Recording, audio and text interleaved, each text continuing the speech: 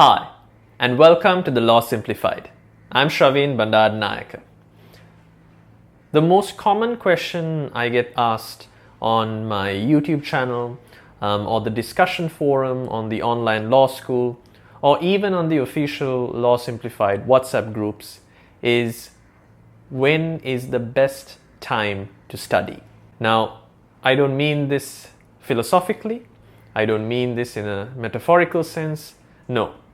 Rather, students themselves ask me this quite literally. What is the best time of day to study? And whether there is such a time, a perfect time to study? The answer to that, quite simply, is yes. There is a perfect time to study the law. Now, before I dive into what that perfect time is, I must preface this response by first identifying how we can consider a particular time as being perfect to study. I look at it in three fundamental ways. Any time that you study could be considered as being perfect if, on the one hand, it gives you the best understanding of the topic or the substance that you're studying.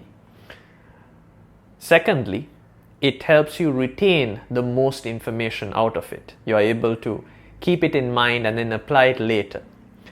And most importantly, it gives you a broader understanding of the subject in which the topic is placed. Now, if you have these three fundamental elements being fulfilled, any time that those three fundamental points are fulfilled is the perfect time to study. Now, you may ask yourself, if that's the case, then how do I determine when those three elements or when those three fundamental points would be fulfilled? The very direct and simple answer to that is the perfect time to study is whenever you have a question in law. Throughout the entire day, week, or months leading up to your examinations or assignment submissions, you would have countless questions in terms of the law. You might have certain issues that crop up from your time going through your university or your institution, or even when you read up on certain aspects of the law. Whenever you encounter problems or doubts in the law, write them down. Note it down, jot them down wherever it is. It might be your mobile phone, it might be a little pocketbook that you have with you wherever you go. Collect those issues, collect the problems that you have, and then allocate any time which is convenient to you in the course of a day. It might be early morning, it might be at night, it might be on the weekends. Have a static, predefined time that you would go through these issues, the fundamental problems that you have, the doubts in law that you have, and then seek out those responses, seek the answers out. It might be through textbooks, it might be through an online search, it might be through videos that you might find on this very YouTube channel or the online law school. It's the process of seeking out those responses that make that time the most potent for study, making whatever the time that you allocate for that, as long as it services going through those doubts and then answering those doubts, which makes it the perfect time to study. Right.